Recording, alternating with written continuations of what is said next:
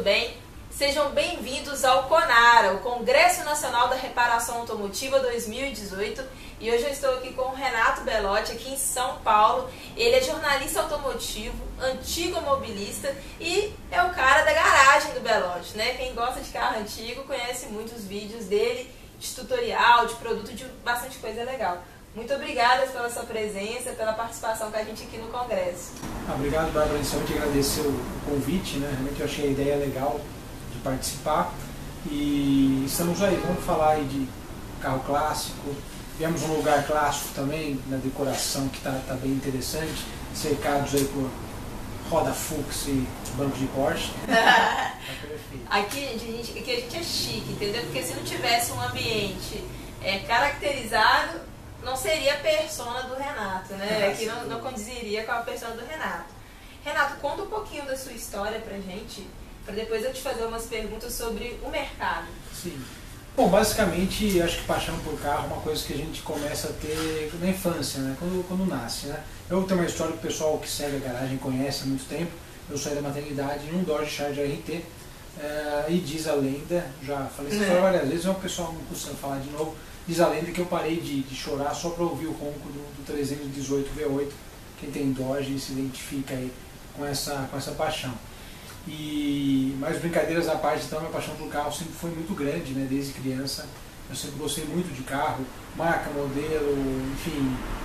Em casa teve Passat, teve Belina com interior monocromático, sabe assim, coisas de se lembrar, ter lembrança viva disso, né? Então eu sempre fui muito ligado em carro desde criança, desde ter coleção de carrinho, de ferro, né? Essas coisas todas.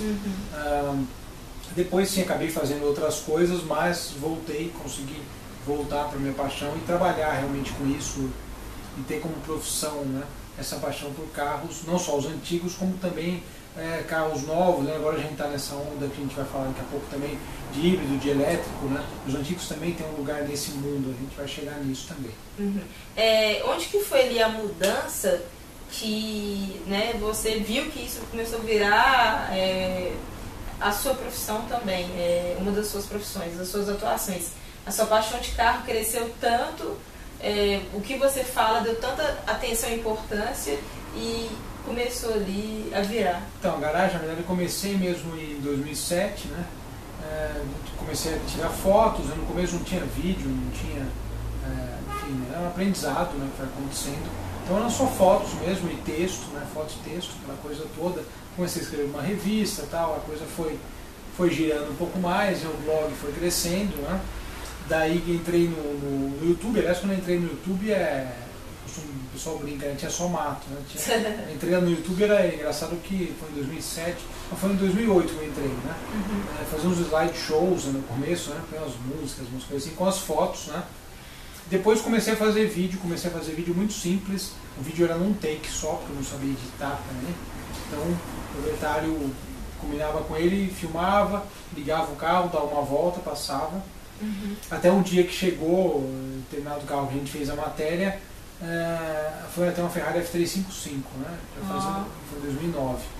A gente fez, mas aí teve um pouco de tráfego e tal, que é comum em qualquer lugar, e demorou, assim, o vídeo era para ter 1 minuto e 50, só 1 minuto para ele voltar e demorou, ou seja, né? Daí eu tive que começar a editar, aprender a buscar opções para deixar o trabalho um pouco diferente, né? Com mais qualidade, né? Mas é um aprendizado, sem dúvida nenhuma. E surge, na verdade, a partir de 2007 comecei a fazer isso e foi um trabalho de construção mesmo, né? É algo que você começa e você tem que acreditar muitas vezes nisso, você tem que acreditar sempre no seu trabalho, mas no começo você tem que acreditar muito porque é algo que está começando, né? Enfim, parece que a coisa não vai girar muito, né? Então, realmente a persistência é a maior qualidade que alguém pode ter para criar algo no YouTube. Hoje em dia mudou, tem muito canal. Eu não sei hoje em dia como está o crescimento de um canal que for criado hoje, né, no YouTube, mas eu peguei uma onda muito legal do YouTube, de 2008 para frente, né, onde você tinha muitos canais já, mas a coisa, assim, o conteúdo foi aumentando muito no YouTube, né? Como a gente sabe, tem coisas legais e tem coisas que são um lixo eletrônico, digamos, né? Ou a pessoa abandonou o canal e tal, mas de qualquer forma, assim, para quem gosta de alguma coisa, persistência enfim, o canal de você ir dando um passo por dia, né? E acreditando que as coisas vão girar, né? E fala pra gente, você que é uma pessoa que entende de antigos, que antigos traz muita história e também muito do que é a evolução da nossa atuação na mobilidade, né? Não só a paixão, mas a coisa prática que nasce, para que nasceu o automóvel, e a partir dali, que empodera as pessoas, nasceu também uma paixão, mas é uma ferramenta, né? É muito importante hoje para a sociedade, visto que as pessoas não ficam sem se locomover. Olha a crise que a gente teve no país do combustível, as pessoas brigando, né? Batendo para ter combustível para poder se deslocar. Tipo isso, né? Que também é uma paixão, um estilo de paixão de carros, né? O Mad Max. Mas conta pra gente o que na sua visão, né, que está acontecendo as coisas, o que você tem visto que as grandes marcas, né, as montadoras, vêm atrás do Renato querendo a opinião do Renato. O que elas querem disso tudo? Qual que é a preocupação e qual que é a evolução disso que está acontecendo hoje com o produto, com o mercado? Bom, na verdade, como você falou mesmo, né, a frota aumentou muito, né, a partir da metade dos anos 90, mais ou menos, como eles abriram linhas de crédito, né, aqueles financiamentos em 36, 48, 72, que, claro, sem dúvida, ajudam mais pessoas a ter carro, a ter automóvel, enfim. Isso, lógico, gerou outros problemas, né? Até falo de manutenção, falando de oficina, né? Tem muito carro aí com 5 anos de uso e que nunca teve uma manutenção, uma troca de óleo, às vezes por falta de cultura, por falta de uma série de coisas, né? A pessoa compra, mas ela não sabe depois como, enfim, manter aquilo, né? Até seria interessante se as pessoas se informassem mais, né? Até sobre essa questão de manutenção necessária e básica, né? Porque até os carros hoje em dia, eles são feitos para durar bastante também. Bem, a gente sabe, a gente está na era, o pessoal chama de era de plástico, tal, dos automóveis, né? Mas se for ver um carro de hoje com um carro antigo, se você comparar, hoje em dia praticamente, entre aspas, né? Todos os carros são bons, entre aspas, né? Todos os carros têm digamos, em termos de segurança, todos os carros têm um determinado padrão, e segue uma determinada linha, né? E isso é uma coisa que evoluiu bem, né? Então hoje em dia você pega desde o carro mais barato do mercado, ele tem várias coisas de segurança, enfim, ele é um carro que tem uma certa base para poder durar também, né? Mas falando de antigos e de coisas modernas, né? Eu acho que as marcas vêm hoje em dia, é que tem uma nostalgia muito grande, que a gente está passando numa fase de, não chamaria de ruptura, de certa forma é uma ruptura que vai acontecer em alguns anos, que é o fim do combustível fóssil, né? E, enfim, todo mundo vai ter que aderir de alguma forma ou de outra ao híbrido, ao elétrico, né? Isso é um passo que a humanidade está avançando. É uma coisa também relativa, também porque tem as baterias, isso é uma coisa que o pessoal que defende só os elétricos, às vezes não está tão preparado para responder, né? Tem as baterias de lítio, enfim, tem essa parte de poluição, tem a própria energia, né? Todo mundo então vai deixar de gastar combustível, de usar gasolina, né? Combustível fóssil, etanol, que seja, que é um combustível plantado, digamos, através da cana-de-açúcar. E todo mundo vai ligar o carro na tomada, o Brasil inteiro vai ligar o carro na tomada, vai cair a energia, vai ter realmente hidroelétrica e tudo mais. Será que a gente vai ter lastro, né, para alimentar tudo isso? São questões do futuro, preocupações aí que vão surgir ainda, vão ser muito discutidas. E essa parte também de reciclagem de baterias, né? A gente vê, mesmo nos Estados Unidos e na Europa, tem aqueles planos de até 2000 e tal, 2030 não vai poder rodar mais isso, 2040, mas lá, como a gente sabe, funciona muito bem essa questão até de reciclagem, né, de materiais, automóveis mesmo, né? Eles reciclam o carro e vão reciclar a bateria, vai ter lugares para jogar isso, né, para poder fazer uma coisa segura, né, inclusive com esse material tóxico. Mas assim, respondendo a sua pergunta diretamente na questão da indústria automobilística, eu acho que a gente vive esse momento, que eu até não acho que é ruptura, mas enfim, é um passo a mais, né, que está acontecendo, da mudança, né, de pensamento, até de combustível, de uso do automóvel, né, pelas pessoas. Mas eu acho que a indústria tem uma nostalgia grande, né? Agora no salão mesmo do automóvel, a Volkswagen apresenta o Virtus GTS, né, o Polo GTS, que é uma alusão aos carros esportivos dos anos 90, que tem uma nostalgia enorme, né? No último salão eles apresentaram o conceito do Gol GT, né, que foi um ícone dos anos 80. Então acho que a indústria ela tem uma nostalgia grande com esses modelos, porque eles pegaram um período bem próprio aqui no Brasil, né? Que a gente não tinha importação fechada, né? não a década de 90, mas até 90, né, esse período de 74 a 90. Então a gente tinha, de certa forma, essa coisa do carro ser muito caro, né, como sempre foi, mas sem muitas opções de financiamento. As pessoas sonhavam, né, em ter algumas coisas. Né? Então acho que, de certa forma, essa nostalgia por esses modelos, a indústria ela meio que busca sempre voltar em algumas coisas, né, nesse sentido. Né? Você tem percebido que o consumidor, né, do antigo, do novo e esse paralelo assim, o que é mais sustentável? Porque na sua fala aí vem algumas coisas na minha cabeça. Esse consumidor novo, agora que a gente está mais democratizado, a gente tem acesso às redes sociais, a gente não é obrigado a ver propaganda que quer, a gente pode buscar consumir o conteúdo que deseja, e é uma forma das marcas fidelizarem pelo histórico, que lá atrás elas conseguiam mostrar, criar um sentimento, e aí ela está vendo que hoje ela está perdendo o poder de onde anunciar aquilo, né? Ela está buscando no passado. Você vê que isso também está acontecendo? Eu acho até que de certa forma sim. E até aproveitando essa questão tecnológica, energética, é um gancho legal para fazer para uma outra coisa que, assim, eu convivo nesse meio de antigo mobilismo, tenho 2 carros antigos, mas conheço muitos proprietários, sempre converso e tal. E existe uma ideia geral, claro, a gente que é gearhead, que gosta de carro antigo, a gente gosta de carburador, seguindo meu Fusca é injetado, mas a gente gosta de carburador, a gente gosta de roda esportiva, de banco de época, de som, né, de ronco, de escapamento, de outros materiais de escape, enfim, é coisa legal de quem é apaixonado por carro. Por outro lado, eu tenho uma ideia geral também de carro de futuro. Na Califórnia tem uma empresa que ela faz justamente, chama-se Electric. Eles transformam o Volkswagen Zahar, né, o tradicional Boxer, em modelos elétricos. A Kombi, o Fusca e o Ting, né, que é um Volkswagen que no Brasil tem acho que uns 2 ou 3 exemplares, um Volkswagen meio diferentão, assim, também da época. Eles são especialistas em transformar esses carros em elétrico. Na verdade, qual que é a ideia? Logicamente a gente gosta de ronco e tudo mais, claro, faz parte do universo, né, do carro antigo, né, aquele cheiro de gasolina, esse ano no carro, cheiro de gasolina, né, é bom de certa maneira. Né? Por outro lado, eu acho que essa ideia do elétrico não é uma coisa que me assusta como colecionador, até como, enfim, como alguém que aprecia os carros antigos, porque assim, se sob determinado ponto de vista, sob determinada ótica, existe a ideia que o motor a combustão vai acabar, o motor, como na Europa mesmo, né? Você anda lá, fui para a Alemanha recentemente, no salão de pesados de Hannover, né, o IAA, e a gente não vê andando lá na Alemanha durante a semana, você não vê carro antigo, né? E lá tem grandes clubes de Mercedes, Volkswagen, enfim, tem de tudo. Né? É muito separado isso, sim, né? sim. O momento de apreciar uma obra de arte, né, uma história, eles fazem os eventos e se né? reúnem, né? A frota lá é nova e tudo mais, por causa dessas restrições e tudo.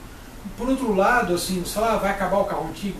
Por outro lado, não, vem do exemplo das Electric, né, essa empresa da Califórnia, e de outras empresas, né, que estão aparecendo por aí, que elas colocam um motor elétrico num carro clássico, né? Ou seja, então você dá uma sobrevida para o carro antigo. Então tudo bem, você não vai ouvir mais o ronco, enfim, mas o carro, o toque, o banco, enfim, aquela coisa toda, o cheiro do carro antigo, aquela coisa toda, né? A experiência automotiva ela vai continuar viva, né? Você vai poder ter o seu Fusca e andar com ele elétrico, sabe assim? Isso é uma realidade de futuro, aqui no Brasil acho que vai demorar um pouco mais, enfim, tô falando isso de modo geral, né? Claro, não acho que vai mudar isso aqui 10 anos, enfim, é uma transição, e tem que ser assim, claro, né? A humanidade está acostumada com combustível fóssil ou vegetal, não dá para mudar de uma hora para outra, mesmo porque tem essas questões que a gente falou agora de sustentabilidade, centros de reciclagem, de bateria e tudo mais. Mas assim, o que eu quero dizer do ponto de vista do gearhead, do entusiasta, é que a paixão por carros, assim, ela vai continuar, porque os carros antigos eles vão ter uma sobrevida, eles vão sobreviver ainda mais, porque a adaptação que eles fazem nessa empresa, por exemplo, é perfeita, né? Eles fazem até o bocal de tanque de gasolina, tem uma tomada para ligar, é sensacional, assim, você olha e parece que o carro é de fábrica, né? E o carro elétrico, apesar de gostar, assim, eu gosto de muita coisa, sou entusiasta de muita coisa, eu gosto de avião, de barco, de trem, de tanque de guerra, as coisas tem que fazer. Assim. O negócio tem que andar, né? Você passa a gostar de muita coisa, né, nesse meio, né? Tudo que se movimenta te te dá um alento, assim, uma coisa legal. Então, assim, os elétricos também eu acho legal essa realidade nova. E ela não vai matar os antigos, porque os antigos vão poder. Lógico, isso aí vai ter um custo e tudo mais, claro. Mas, enfim, quando as coisas forem se adequando, né, você vai ter opções para manter um Fusca da década de 50 vivo. Independente, claro, pelo lado de imobilistas, falam, nossa, esse motor de 1950, motor boxer e tal, é a origem do carro, o Fusca é um dos carros mais amados aí do mundo, né? Mas por outro lado, se você for ver a experiência de andar com o carro, apesar de diferente, ela vai continuar existindo. Então, é isso que me deixa feliz, assim, com essas mudanças. Senão já ia estar aqui com uma faixa, tava reclamando. É fogo. E você falou mesmo, essa questão do Polo, né? Ele tá chamando muita atenção. Tá todo mundo querendo ver como, né? Como que é o carro mesmo, porque tá trazendo aquele resgate lá do passado, né? Da marca, onde era ela ali e onde ela está se posicionando agora, né?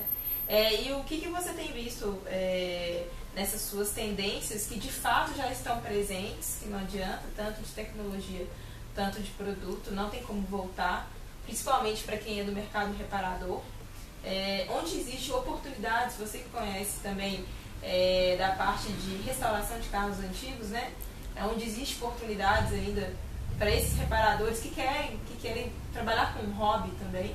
E também uma molecada aí que também está assistindo a gente, onde que eles podem se motivar mais. O que a gente nota muito, que eu noto muito nesse meio aí há 10 anos, né, é que está faltando, na verdade, mão de obra, né? Fusca, por exemplo, é um carro que é simples, né? Todo mundo fala, com uma arame, a chave de fenda, você consegue um Fusca. Ok, né? Tem vídeo do pessoal na internet trocando, né, a correia, né, em 1 minuto, enfim. É um carro simples, ele é feito para ser simples. A proposta do Fusca é ser um carro popular e simples, né, na sua base, né? Tanto que até tem uns vídeos legais que mostram a diferença, né? Eu gosto muito de Porsche também.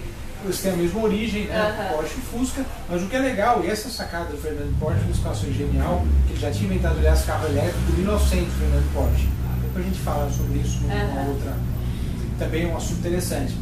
Mas esse vídeo mostra a diferença entre o Fusca e o Porsche, né? Tecnicamente, os mesmos motores com cilindradas, né, diferentes, só que cada motor, a manutenção de um Porsche 356 é muito mais cara do que de um Fusca, porque ele é um carro esportivo e o Fusca é um carro popular, do povo, né?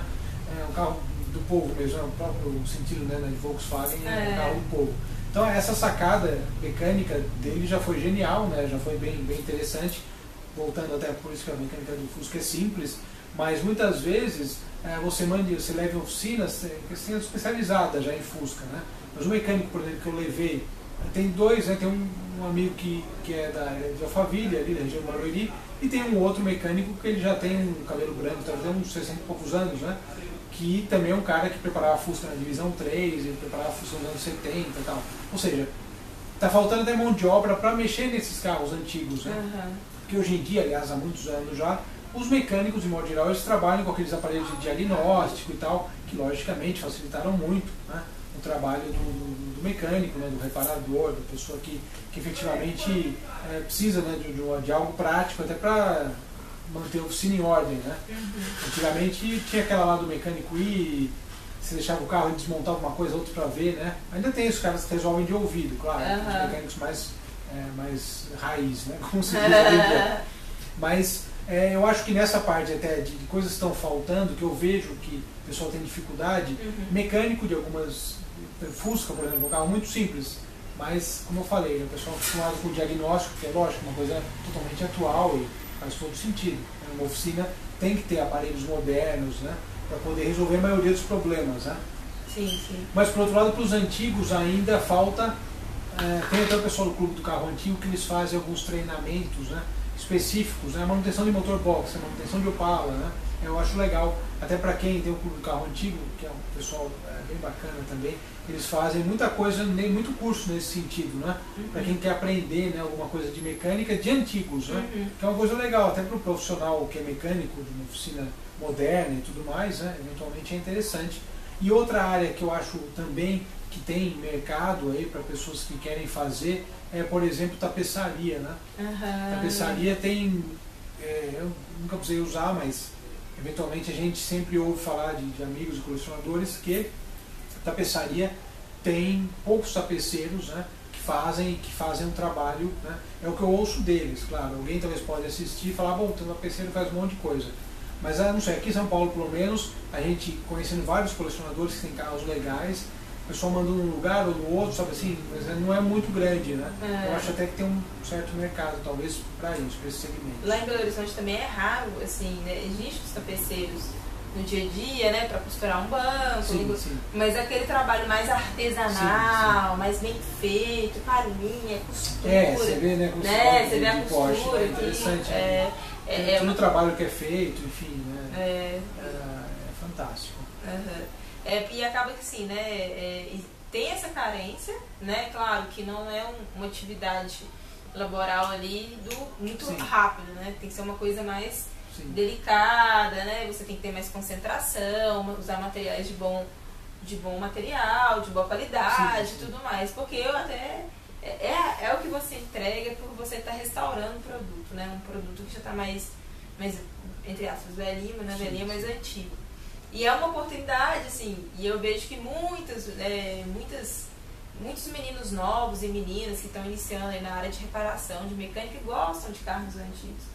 Às vezes eles não gostam, mas tem por necessidade. Por exemplo, né? Aí ainda não é um carro antigo, é um carro velho que pode virar um antigo. Você vai muito em periferia, os carros são Fiat 147, Brasília, Fusquinha, Belina. Então, assim, é uma oportunidade ali de valorizar esse carro, né? Eles valorizam, pô, meu carro, qual que é o problema? Não tem problema nenhum. E também de restaurar esse carro, né? Dessa história, assim. Isso é muito legal. Essa história curiosa de restauração, que até falando de outro nível de restauração, mais profundo, digamos assim, eu fiz até um vlog lá no canal sobre isso. Foi um episódio falando sobre essa questão. Eu, antes de ter os carros antigos, eu sempre tive essa ideia de que, falando com o pessoal, seria melhor sempre comprar uma coisa pronta já. Pronta que eu digo, um carro que nunca foi restaurado, um carro que foi restaurado, enfim, mas algo que mesmo o carro que não foi restaurado, não passou por nenhum... Bom, essa questão é interessante porque sobre comprar o carro para restaurar, ou até falando de colecionismo mesmo, né? Eu fiz um episódio do vlog lá da garagem sobre isso, falando se seria melhor comprar um carro antigo para restaurar ou comprar um carro pronto, né? Pronto que eu digo é um carro ou restaurado ou que esteja original, nunca tenha sido restaurado, mas esteja perfeito. E é curioso que mesmo antes de ter carro antigo, fui comprar o primeiro carro em 2015, na verdade eu já, tendo essa convivência com os colecionadores, eu já tinha ideia de que quando fosse comprar ia querer algo pronto, porque na verdade as pessoas muitas vezes têm essa ideia de que você compra um carro para restaurar, você fala, vou comprar um Fusca, pagar R$500, então vou montar tudo para... Enfim, no fim você tem que fazer assoalho, tem que fazer isso, aquilo, a mão de obra, como eu falei, é escassa e a mão de obra boa é bem cara, né? Então, mão de obra de qualidade para um serviço digno, né? Bem feito. Então, na verdade, você acaba gastando muito mais do que se tivesse investido para comprar uma coisa inteira, né? Porque mesmo o carro antigo, que esteja perfeito, um carro que seja bem conservado e tudo mais, ele vai dar manutenção também. Sim. Mesmo você comprando o carro já em ordem, né, tecnicamente, ele vai ter uma coisa ou outra para fazer, né? Além daquela manutenção de praxe, óleo e tal, filtro de óleo e tudo mais, óleo e filtros, né? Vai ter eventualmente fazer alguma coisa, vai aparecer um probleminha, você vai ter que... Fusca mesmo, né? Algo que eu tenho quase um ano no Fusca. Aí você tem que mandar regular aqui, é o câmbio ali, enfim. Então, você compra o carro perfeito, mesmo assim vai ter que fazer coisa. Então, quando as pessoas sempre me perguntam esse tipo de coisa, eu costumo falar. Para mim, a experiência pessoal, o que eu pensava antes, eu coloquei em ação e para mim é a melhor coisa, né? Comprar pronto já. É mais prático, né? Sim, apesar, claro que temos alguns restauradores muito bons, né? Sim. E também esse pessoal precisa e merece, né, ganhar um dinheiro também. Então, comprem carro para restaurar também. Compram pronto para restaurar. E para a gente ir já encerrando o nosso bate-papo aqui, o que você gostaria de passar de dica para quem já está no mercado ou para quem está querendo entrar nesse mercado, para quem também quer estar na internet, como o Belotti falando, né? Eu vejo uma meninada nova, às vezes falando de super esportivo, às vezes falando também de carros antigos, que aprendeu com o pai, ou porque, sei lá, ele gostou e tá tudo bem. Sim. E também para as meninas que também que gostam de carro antigo também. Bom, até interessante que falando sobre o ponto de vista feminino, né? Aliás, sobre o lado feminino, No jornalismo automotivo nós temos aí, tenho grandes colegas aí que são, né, são mulheres e que trabalham, que pilotam moto, e a Eliana Malisa mesmo que faz matéria com a gente ocasionalmente sobre motos, né? Tem a Karina também da Web Motos, enfim, né? Tem o pessoal que realmente gosta, né? São mulheres que entendem, que gostam de moto e de carro também, né? Então é legal ver que tem mais mulheres no meio, né? Que realmente entendem do assunto, né? Mesmo a Thaís também, Holland, né? Que vai fazer também com vocês, né? Também mecânica mesmo, ela entende bastante de carro. Então eu acho interessantíssimo, né? Ter essa variedade também, né? No meio automotivo, que é o meio masculino, assim, teoricamente eu sempre fui, mas na verdade é o meio feminino hoje em dia também. E é legal ver que as mulheres não só se interessam acompanhando, como entendem também. Eu conheço mulheres que têm carro antigo e é bem legal esse tipo de coisa. Na verdade, a dica, até falei isso outras vezes também, eu acho que você tem que criar algo com conteúdo. Particularmente, apesar de a gente ver muitos canais do YouTube de comédia e tal, que, enfim, às vezes tem um conteúdo mais ou menos, né? Ou, sei lá, a pessoa mostra o dia a dia dela. Enfim, não é uma crítica, é um ponto de vista, né? Particularmente, falando de carro, o carro é uma coisa meio técnica, né? Meio, né, entre aspas. Tem um lado de paixão e tem um lado técnico. Então eu acho que o que é importante, na verdade, para você criar um canal automotivo é você ter conteúdo, você ter pautas. Falando sobre a ótica jornalística, você tem que ter pautas. Então, cada pauta tem que ter um roteiro. Então você tem que fazer, você tem que preparar para poder ter, né, o que a gente vê muito em canais, às vezes automotivos, o canal chega e daí a pessoa, eu conheço 5 pessoas, 6, 7 pessoas que têm carros. E a pessoa só conhece essas pessoas, ela faz matéria com essas pessoas, faz gravação e tal. Ela não faz um roteiro. Aí você vê, o vídeo tem 40 minutos, né, vamos supor. Porque a pessoa não faz um roteiro, então ela não tem uma ordem para seguir, para falar. Vou falar do motor, da suspensão, do acabamento e fechar com alguma impressão. Mais ou menos tem que ter uma ideia do que você vai falar num determinado tempo, né? E essa é a parte técnica do trabalho, né? Então às vezes fica aquele vídeo de 40 minutos, a pessoa volta 3, 4 vezes o mesmo tema, que é comum quando você está conversando, você sempre volta, né, no tema. E depois disso os canais acabam, né? Ficam abandonados 6 meses, 1 ano, né? Porque a pessoa não tem com quem fazer matéria. Então o que é importante fazer é ter pauta, ter roteiro. No caso da garagem, por exemplo, as nossas matérias, impressões ao volante, fiz os trajetos cronometrando para saber quanto que dava de tempo e quanto eu poderia falar naquele período. Então eu fazia antes um percurso maior, diminuía o percurso, porque eu acho que dava para colocar todas as informações ali. Então tem uma parte de tecnicidade que eu acho também legal, né? Enfim, na produção de vídeo. Então tem que ter conteúdo e tem que ter algo que seja sempre colocado. Então toda semana, uma vez por semana, 2 vezes por semana, enfim, conforme, né, a periodicidade é muito importante. Então, além dos roteiros, ter, em primeiro lugar, as pautas, em segundo lugar faz os roteiros, e segundo e terceiro tem a periodicidade. Né? Daí você consegue... É um trabalho, né? É um trabalho. Sim. É um trabalho, né? É algo que exige realmente uma dedicação, e até uma dedicação e uma relação com seus espectadores, né? Porque você cria o canal, então a pessoa espera alguma coisa, ou ela pede alguma coisa, enfim, né? Você tem uma relação com eles, depois você começa a engrenar, né? Você tem uma relação com os espectadores, né? Então também você tem que levar pautas legais, né? O cara não quer clicar no vídeo e o vídeo, sei lá, ou tem um título falso, sabe assim?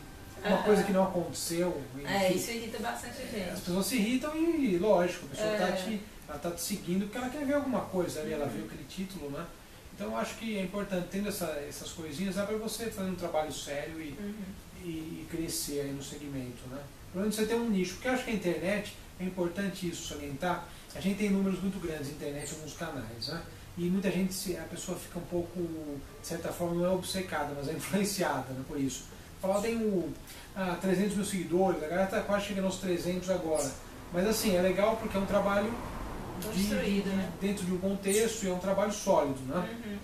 Na verdade, se o cara tiver, se você pensar no número de gente, 10 mil pessoas, 20 mil pessoas, já 20 mil pessoas aqui nessa rua, né, assim, se é muita gente, não essa rua, tem que ser um pouquinho mais, mas é muita gente, a população de uma cidade, dependendo da cidade, então a pessoa tem que muitas vezes focar em determinado segmento, em determinado público, né? E daí ela pega aquele público, e isso que é importante. Eu acho que as agências da publicidade, elas têm notado isso, né?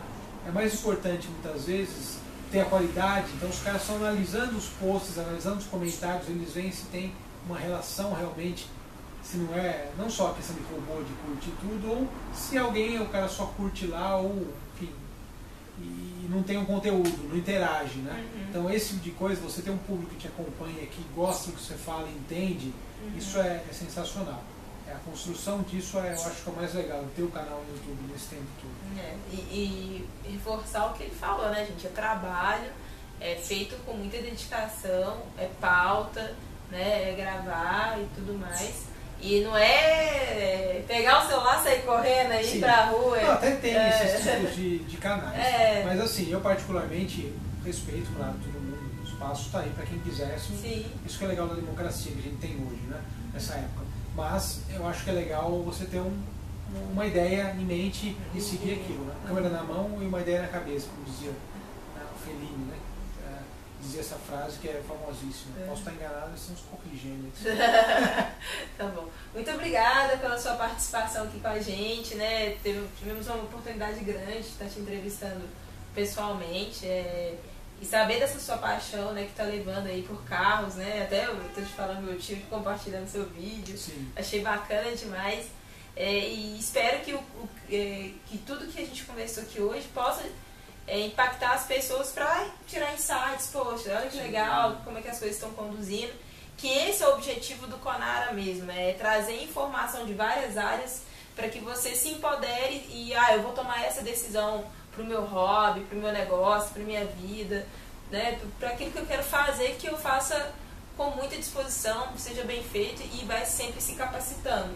Acho que essa ferramenta do vídeo é uma ferramenta que democratizou o nosso conhecimento, né?